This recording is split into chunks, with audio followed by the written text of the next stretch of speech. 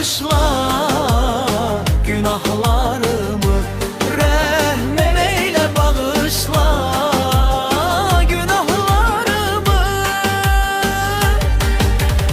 Sığınıram rəhmətinə ey gözəl Allah, yığılıb üst-üstə etdim günah. Bağışla sən məni ey gözəl Allah. Günahımın ağırlığı boynumu bükür, günü gündən imanım yerə diz çökür. Dua edirəm ilahi, eşitsən dualarımı,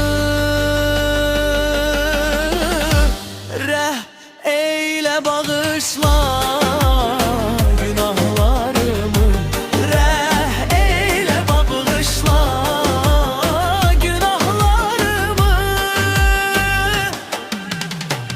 Namaz kılıp bırakıram, yaman ruhen darıxıram, sənə pənah aparıram, tövbə edib qayıdıram.